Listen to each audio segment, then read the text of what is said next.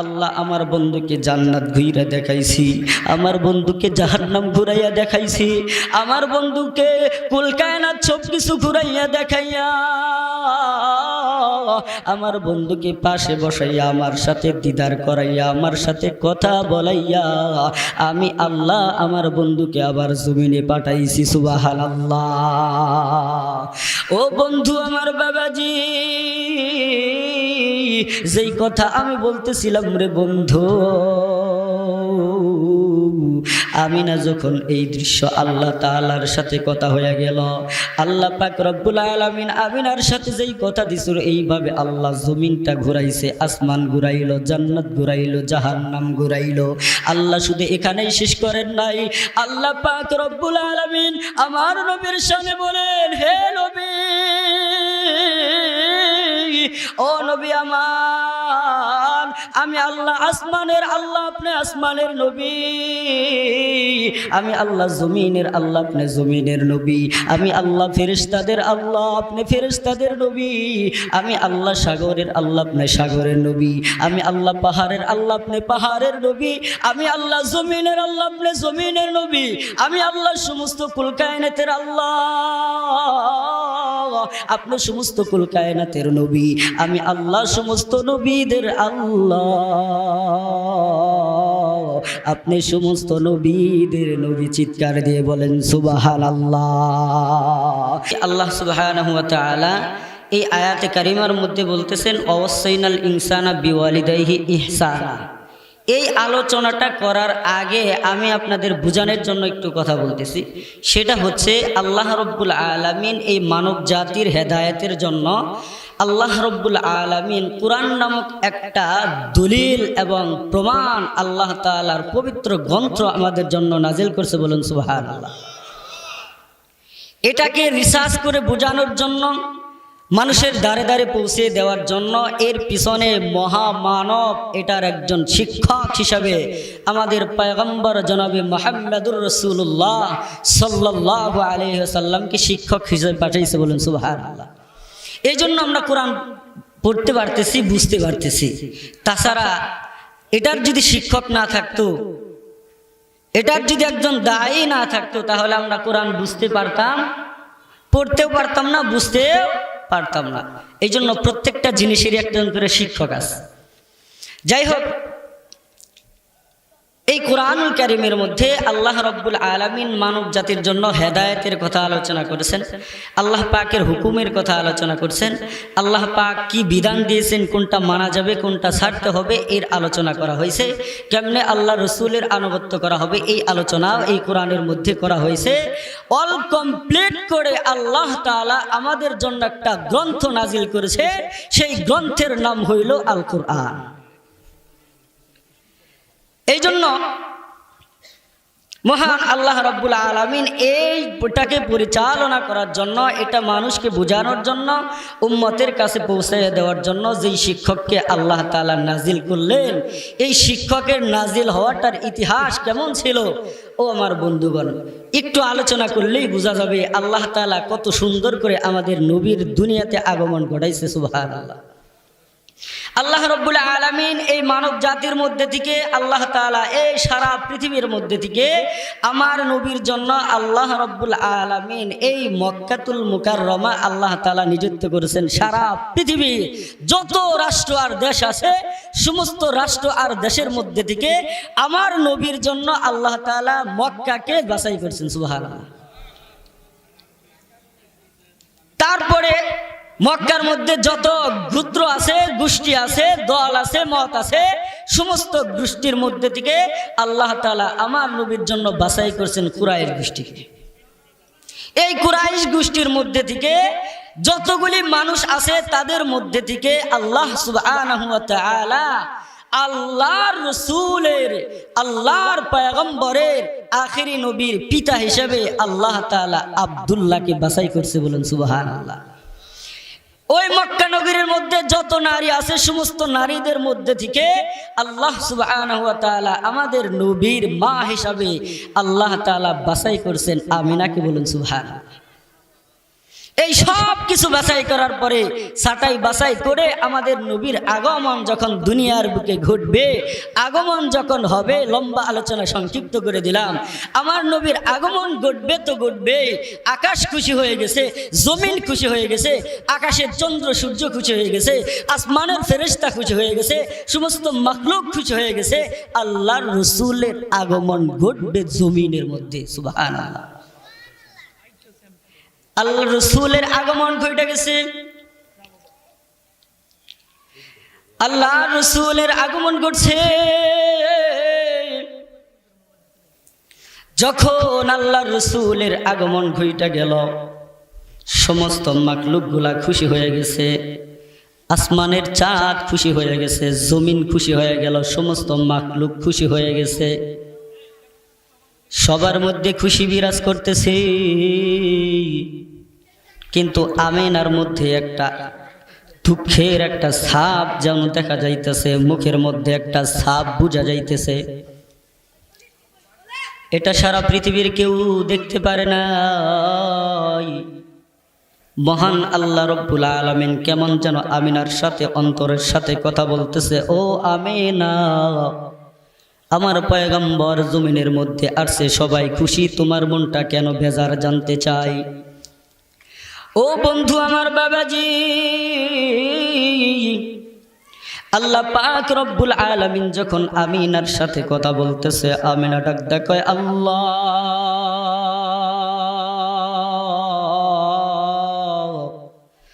ও আল্লাহ, আজকে যদি আমার মোহাম্মদের বাবা আর বাবা জীবিত থাকতো, আমার স্বামী যদি আব্দুল্লাহ জীবিত থাকতো, তাহলে সন্তান হওয়ার পরে বাবা সন্তানের জন্য খেলনা নিয়ে আসে, আনন্দ করে, কথা বলেন ঠিক কি না?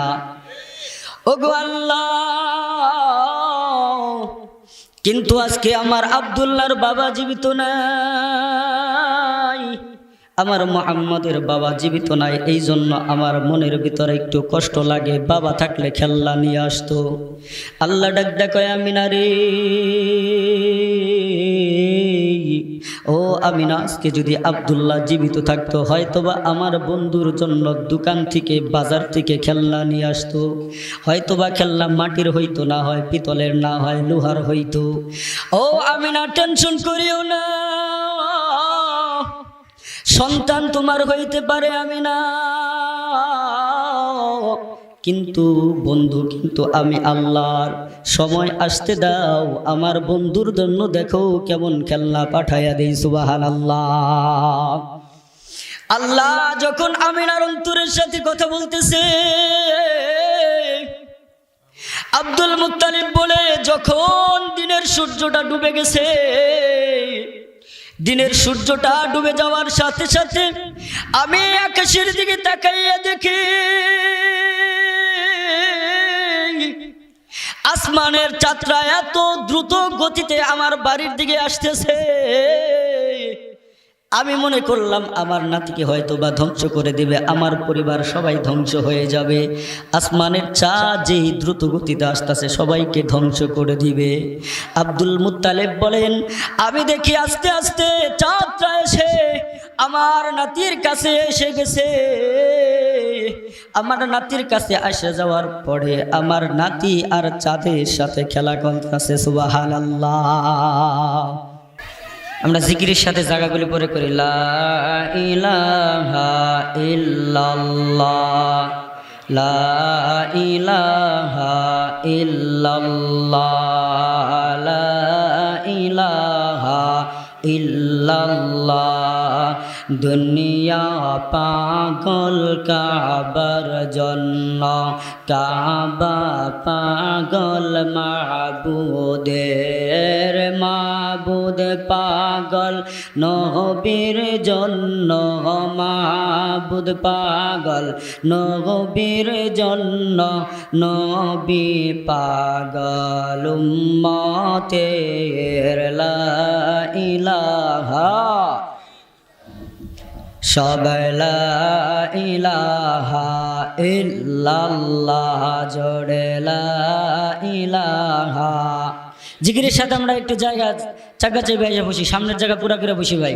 লা ইলাহা, লা ইলাহা ইল্লাল্লাহু মুহাম্মাদুর রাসূলুল্লাহ সাল্লাল্লাহু আলাইহি ওয়াসাল্লাম। যেই কথা আমি আপনাদেরকে শোনাইতে চাচ্ছিলাম রে বন্ধু, ও বন্ধুরে, দিনের কথা শুনতে গেলে 1 নাম্বার মনোযোগ লাগবে, 2 নাম্বার হেদায়েতের নিয়তে বসতে হবে।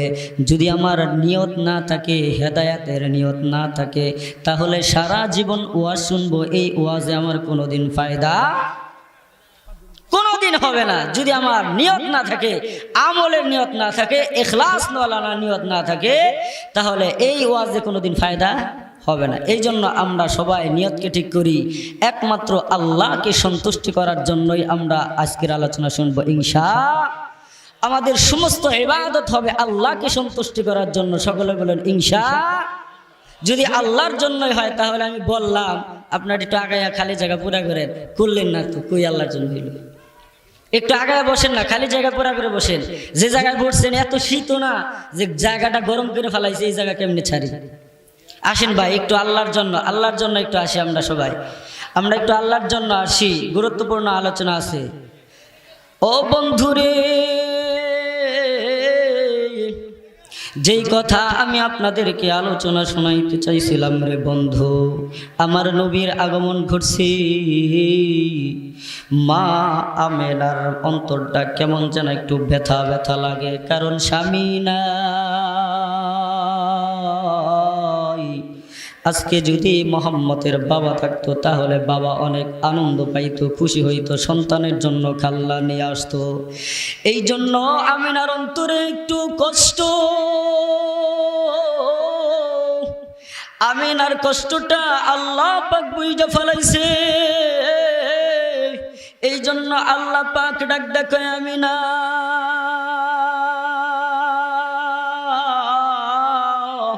ও আমিনা, তুমি তো কষ্ট পাইতেছো তোমার স্বামী না থাকার কারণে। আব্দুল্লাহ যদি থাকতো হয়তো বা ওকাজ বাজার থেকে মোহাম্মদের জন্য খেলনা নিয়ে আসতো, এর চেয়ে বেশি কিছু নিয়ে আসতো না। ও আমিনা, সময় আসতে দে, আমার বন্ধুর জন্য দেখো আমি আল্লাহ কেমন খেলনা পাঠাইয়া দিই। সুবহানাল্লাহ। আব্দুল মুত্তালিব বলেন, যখন দিনের সূর্যটা ডুবে গেছে, আমি দেখতে পাইলাম আকাশ থেকে এত দ্রুত গতিতে চন্দ্র আসতেছে, মনে হয় আমার নাতিন সহ সবাইকে ধ্বংস করে দিবে। কিন্তু দেখি না, সূর্যটা আস্তে আস্তে আমার নাতির কাছে আইসা সূর্যের জন্য আমার নাতি খেলাধুলা করতেছে। সুবহানাল্লাহ। আমিনা দেখে খুশি হয়ে গেছে, কারণ হইল মোহাম্মদ তো আমার সন্তান বটে, কিন্তু বন্ধু তো হলো আমার আল্লাহ। একটু জোরে আল্লাহ ডাক দেন না, বলেন না আল্লাহ। আর একটু জোরে বলেন না আল্লাহ। আমিনা ডাক দেখ, বন্ধু তো আল্লাহ, আমার তো টেনশন করার কোনো কারণ নাই। চলতেছে চলতেছে আল্লাহর নবী এবার আস্তে আস্তে হাঁটা শিখে গেছে। সন্তান যখন হাঁটা শিখে, বাবা হাতের মধ্যে ধইরা ধইরা অলিতে গলিতে নিয়ে হাঁটায়, কথা কন ঠিক কিনা? সন্তানকে বাবা হাতের মধ্যে ধইরা ধইরা রাস্তায় নিয়ে হাঁটায়। আমিনার অন্তরে আবার কষ্ট আসছে। এখন যদি মোহাম্মদের বাবা জীবিত থাকতো, অন্যদের সন্তান যেমন বাবা হাতের মধ্যে ধইরা ধইরা অলিতে গলিতে নিয়ে হাঁটা শিখায়, আমার মোহাম্মদকেও আমার স্বামী আব্দুল্লাহ তাকে ধইরা ধইরা হাঁটা শিখাইতো। আমিনার মনে আবার কষ্ট চইলাছে। আল্লাহ আমিনার কষ্ট বুঝতে পারছে। আমিনাটা আল্লাহ ডাক দেখো, আমিনা রে, তোমার টেনশন করার কারণ নাই রে আমিনা, সন্তান তোমার হইতে পারে বন্ধু, কিন্তু আমার। আল্লাহু আকবার। আল্লাহ ডাক দেখো, আমিনা, সন্তান তোমার হইতে পারে রে আমিনা, কিন্তু বন্ধু কিন্তু আমার। আজকে যদি আমার বন্ধুর বাবা আব্দুল্লাহ জীবিত থাকতো, হয়তো বা আমার বন্ধুকে হাতের মধ্যে দইরা মক্কার অলিতে গলিতে ঘুরাইতো, এর চেয়ে বেশি কিছুই করতে পারতো না। ও আমিনা, সময় আসতে দাও, আমার বন্ধুকে দেখো আমি আল্লাহ কেমন কইরা দুনিয়ার মধ্যে ঘুরাই। আল্লাহর সাথে আমিনার কথা হয়ে গেছে, আমিনার কথা হয়ে গেছে। দেখেন না আল্লাহ আমার বন্ধুকে, আমার নবীকে কেমন কইরা ঘুরাইছে। এবার যখন ঘোরার সুযোগ আইসা গেছে, যখন ঘোরার সময় আইসা গেছে, আল্লাহ এবার ডাকতে কয়, আমিনারে তোমার সাথে কথা ছিল, বন্ধু ঘোরার সময় হইলে আমি আল্লাহ হাত ধইরা ঘুরাইব। আব্দুল্লাহ তো ঘুরাইতো মক্কার অলিতে গলিতে, কিন্তু আমি আল্লাহ দেখো আমার বন্ধুকে কোন দিক দিয়ে আমি আল্লাহ ঘুরাই। আল্লাহ পাক রব্বুল আলামিন বলেন, আমার বন্ধুকে, আমার বন্ধুর হাত ধইরা মক্কা থেকে বাইতুল মুকাদ্দাস, সেখান থেকে প্রথম আসমান, দ্বিতীয় আসমান, তৃতীয় আসমান, চতুর্থ আসমান, পঞ্চম আসমান, ষষ্ঠ আসমান, সপ্তম আসমান, আমি আল্লাহ প্রথম আসমান থেকে সপ্তম আসমান পর্যন্ত আমার বন্ধুকে আমি আল্লাহ হাত ধইরা ঘুরাইছি। শুধু এই পর্যন্ত ঘুরাইয়াই শেষ করি নাই রে আমিনা, আমি আল্লাহ আমার বন্ধুকে জান্নাত ঘুরাইয়া দেখাইছি, আমার বন্ধুকে জাহান্নাম ঘুরাইয়া দেখাইছি, আমার বন্ধুকে কুল কায়নাত সব কিছু ঘুরাইয়া দেখাইয়া আমার বন্ধুকে পাশে বসাইয়া আমার সাথে দিদার করাইয়া আমার সাথে কথা বলাইয়া আমি আল্লাহ আমার বন্ধুকে আবার জমিনে পাঠাইছি। সুবহানাল্লাহ। ও বন্ধু আমার বাবাজি, যেই কথা আমি বলতেছিলাম রে বন্ধু, আমিনা যখন এই দৃশ্য আল্লাহ তাআলার সাথে কথা হয়ে গেল, আল্লাহ পাক রব্বুল আলামিন আমিনার সাথে যেই কথা দিছিল, এইভাবে আল্লাহ জমিনটা ঘুরাইছে, আসমান ঘুরাইলো, জান্নাত ঘুরাইলো, জাহান্নাম ঘুরাইলো। আল্লাহ শুধু এখানেই শেষ করেন নাই, আল্লাহ পাক রব্বুল আলামিন আমার নবীর সামনে বলেন, হে নবী, ও নবী আমার, আমি আল্লাহ আসমানের আল্লাহ, আপনি আসমানের নবী, আমি আল্লাহ জমিনের আল্লাহ, আপনি জমিনের নবী, আমি আল্লাহ ফেরেশতাদের আল্লাহ, আপনি ফেরেশতাদের নবী, আমি আল্লাহ সাগরের আল্লাহ, আপনি সাগরের নবী, আমি আল্লাহ পাহাড়ের আল্লাহ, আপনি পাহাড়ের নবী, আমি আল্লাহ জমিনের আল্লাহ, আপনি জমিনের নবী, আমি আল্লাহ সমস্ত কুল কায়নাতের আল্লাহ, আপনি সমস্ত কুল কায়নাতের নবী, আমি আল্লাহ সমস্ত নবীদের আল্লাহ, আপনি সমস্ত নবীদের নবী। চিৎকার দিয়ে বলেন সুবহানাল্লাহ। আমার নবীর এত শান, এত মান, এত সম্মান দেওয়ার পর যেই নবীর সামনেও গুনাহ নাই, যেই নবীর পিছনেও কোনো গুনাহ নাই, সমস্ত গুনাহ আল্লাহ মাফ কইরা দিল। যেই নবীর আগে জান্নাতে কেউ ঢুকতে পারবে না, এত একজন না দামি নবী হওয়ার পর এই নবী উম্মতের মায়ায় পড়ে যত কান্না করছে, এই নবী তার মায়ের জন্য এত কান্না করেন নাই, এই নবী তার বাবার জন্য এত কান্না করে নাই, এই নবী তার সন্তানের জন্য এত কান্না করে নাই, এই নবী শুধু কান্না করছে আমার আর আপনার জন্য। নবীর এত কান্না উম্মতের জন্য কেন? ও বন্ধুরে, এই কথাটা বোঝার জন্য দিলের কান দিয়ে কথাগুলি শোনা চাই। আমার নবী উম্মতের মায়ায় পইরা উম্মতকে কিভাবে নাজাত দেওয়া যায়, উম্মতকে কিভাবে জাহান্নাম থেকে বাঁচানো যায়, এই জন্য নবী আমার এক রাত্রিতে একটা আয়াত তেলাওয়াত করছে, একটা আয়াতের মধ্যে সারা রাত্র কাটায় দিছে, নবীর চোখে ঘুম নাই, সারা রাত্র নবী উম্মতের জন্য কান্না করছে। উম্মতের জন্য কান্না করে করে নবী এক আয়াত দিয়ে সারা রাত্র এক নামাজের মধ্যে কাটায়া দিছে। আল্লাহর নবী একটা আয়াত তেলাওয়াত করছে আর উম্মতের জন্য কান্না করছে। আল্লাহর নবী তেলাওয়াত করে, কি তেলাওয়াত করে? আল্লাহর নবী তেলাওয়াত করে, ইন তুআযিবহুম ফাইন্নাহুম ইবাদুক ওয়া ইন তাগফির লাহুম ফাইন্নাকা আনতাল আজিজুল হাকীম। নবী আমার তেলাওয়াত করে আর কান্দে, আল্লাহকে ডাক দেয়, কয় আল্লাহ ইন তুআযিবহুম ফাইন্নাহুম ইবাদুক, আল্লাহ তুমি যদি তাদেরকে শাস্তি দিতে চাও তাহলে শাস্তি দিতে পারবা, কারণ এরা হলো তোমার বান্দা।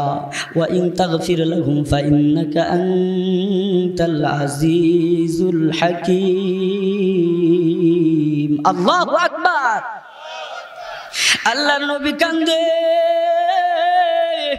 আল্লাহকে ডাক দেয়, কয় আল্লাহ তুমি যদি শাস্তি দিতে চাও তাদেরকে শাস্তি দিতে পারবা, কারণ এরা তোমার বান্দা। আর যদি তুমি তাদেরকে মাফ করিয়া দাও তাহলে মাফ করে দিতে পারবা, কারণ তুমি হলা বড় হিকমতওয়ালা। আল্লাহ তুমি চাইলে মাফ করতে পারবা।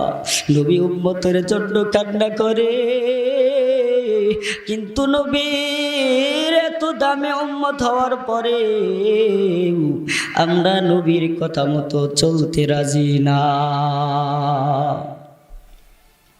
নবী আমার জন্য সারা রাত্র কান্না করে ঘুমাইতে পারলেন না, কিন্তু আমি আর আপনি নবীর কথা মনেও করি না। ও বাজানডি, ইবাদত করি না। আরেকটা কথা হইল, আল্লাহর নবী এতিম নবী কেমনে কইরা দিন কাটাইছে রে বন্ধু। ও বাবাজি, আমার নবী এতিম নবী এত কষ্ট নিয়ে জমিনের মধ্যে চলছে। মা হারা নবী আমার, বাবা হারা নবী হওয়ার পরে উম্মতের চিন্তায় নবী সারা রাত্র ঘুমায় নাই, শুধুমাত্র ফিকির করছে উম্মতকে কেমনে করে জাহান্নাম থেকে বাঁচানো যায়। আমার উম্মত গুলা যদি আমি নবী থাকতে জাহান্নামে চলে যাই, আমি নবী থাকা অবস্থায় আমার সামন দিয়া যদি আমার উম্মত জাহান্নামে চলে যায়, তাহলে আমি নবী এই জিনিসটা সহ্য করতে পারবো না, আমার উম্মতকে জাহান্নামে দেখতে পারবো না। এই জন্য নবীরা আমার সারা জিন্দেগি উম্মতের মায়ায় কান্না করে চোখ দিয়া পানি বের করে ফেলল। ও বন্ধু, নবী আমার এতিম নবী ছোট্ট কালে মা জীবত থাকা অবস্থায়, আমার নবী জন্মের আগেই বাবাকে হারাইছে, জন্মের পর নবী মাকে হারাইছে। নবী আমার মায়ের ব্যথায় ব্যথিত না হইয়া নবী উম্মতের ব্যথায় ব্যথিত হইয়া উহুদের ময়দানে মার খাইছে। তায়েফের ময়দানে নবী আমার শরীর থেকে রক্ত জড়াইল, উদ্দেশ্য একটাই, আমার উম্মত গুলাকে কেমনে ভাবে জাহান্নাম থেকে বাঁচানো যায়, কেমনে ভাবে উম্মত গুলাকে জাহান্নাম থেকে বাঁচানো যায়। চিন্তা ফিকিরে নবী আমার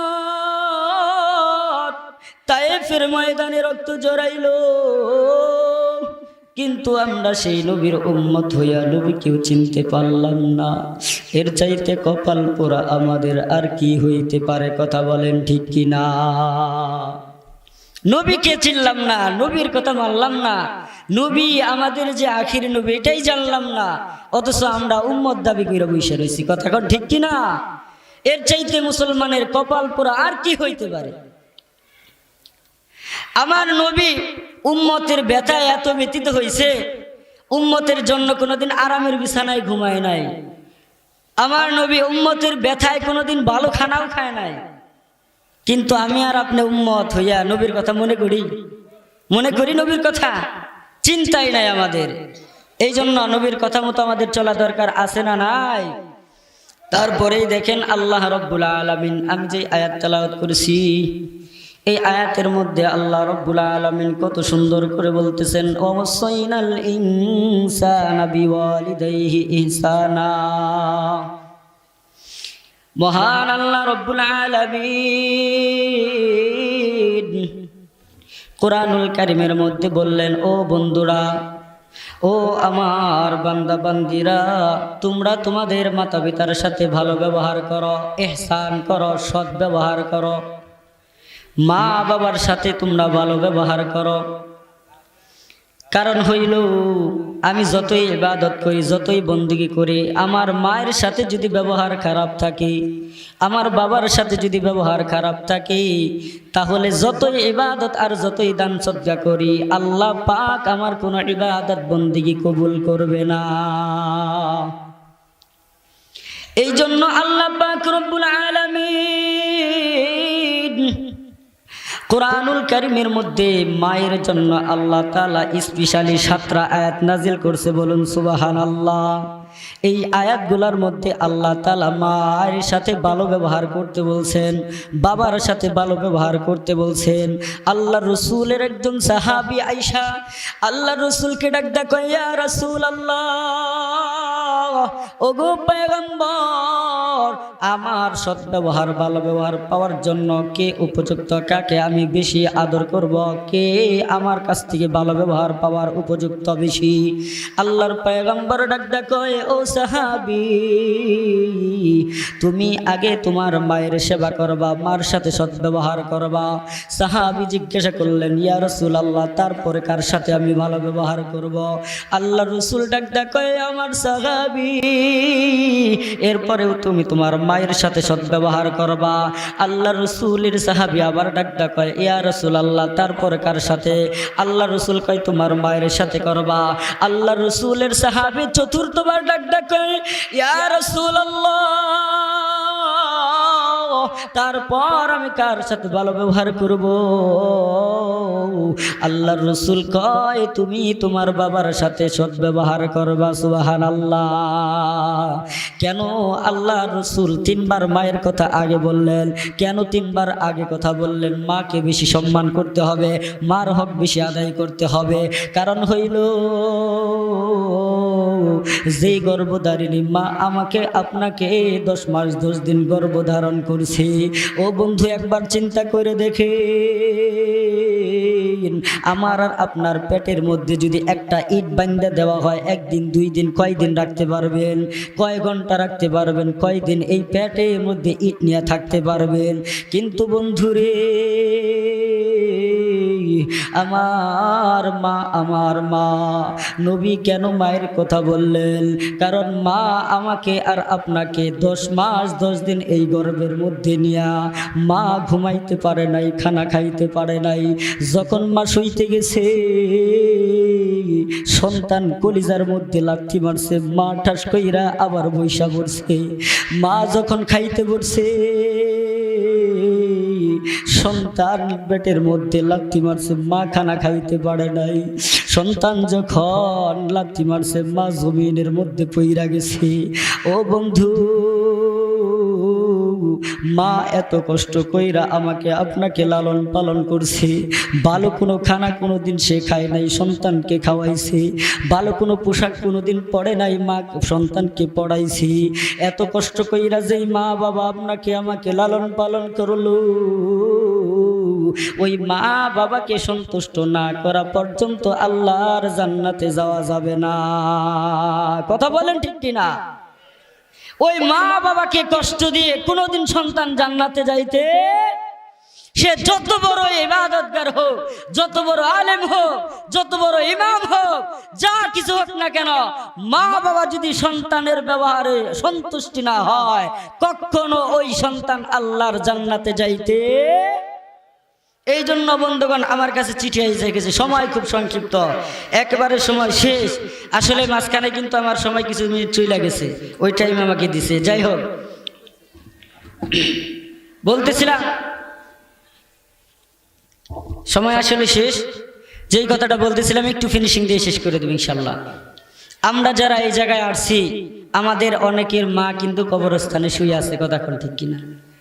আমাদের অনেক বাবা কিন্তু কবরে শুয়ে আছে, আমার আপনার হাত দিয়ে তাদেরকে দাফন করা হয়েছে। এই সন্তান কিন্তু আজকে ডাকদা ডাকদা বলতেছে, সন্তানেরা, ও সন্তানের দল, আমি মা শীতের দিন কিন্তু কোনোদিন শুকনা জায়গায় শুই নাই, তোকে শুকনা জায়গায় শুয়াইছি।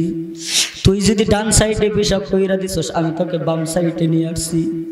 বাম সাইডে পেশাব কইরা দিলে আমি শুকনা ভিজা জায়গায় শুয়ে তোকে শুকনা জায়গায় শুয়াইছি। ওই জায়গায় যখন শীতের রাত্রে পেশাব কইরা দিছ,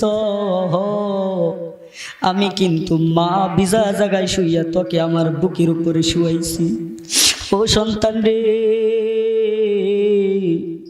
আজকে দেখ একটা কোরআনের মাহফিলের আলোচনা চলতেছে। ও সন্তান, সেই মাহফিলে গিয়ে কি তুই আমার জন্য দোয়া করতে পারবি না? ও সন্তান, কবরের মধ্যে কিন্তু আমি ভয়াবহ অবস্থায় আছি, কবরের মধ্যে আমার কঠিন অবস্থা কিন্তু চলতেছে। সন্তান রে, তোর জন্য আমি সব কিছু উজাড় করে দিলাম, জীবন যৌবন সব দিয়ে দিলাম। তুই কি আজকে মাহফিলে গিয়ে আমার জন্য একটু দোয়া করতে পারবি না? বাবা ডাকদা বলবে, বাবা রে, আমার যৌবন দিয়া তোর পিছনে মেহনত কইরা সমর্থ অর্থ সম্পদ দিয়ে তোকে মানুষ বানাইছি, আজকে তুই কি দুহাত তুলে আমার জন্য দোয়া করতে পারবি না রে সন্তান? মা বাবা যদি এইভাবে আপনাকে আমাকে লালন পালন করে থাকে, বলুন মা বাবার হক আদায় করার দরকার আছে নাকি নাই? যদি থাকে তাহলে আমরা মাহফিলে আসছি, অবশ্যই আখির মোনাজাত পর্যন্ত আমরা সবাই থাকবো ইনশাআল্লাহ। আজকে এখান থেকে এই মাহফিল থেকে মা বাবার জন্য দোয়া করে যাব। যাদের আব্বা আম্মা অন্ধকার কবর আছে, আল্লাহ যেন সবাইকে মাফ করে দেন, সকলে বলুন আমিন। আর যারা জীবিত আছে, ওই মা বাবার সেবা করে আল্লাহ তাআলা যেন আমাদের জান্নাত কামাই করার তৌফিক দান করেন, বলুন আমিন। ওমা তৌফিকি ইল্লা বিল্লাহ। আসসালামু আলাইকুম ওয়া রাহমাতুল্লাহি ওয়া বারাকাতুহু।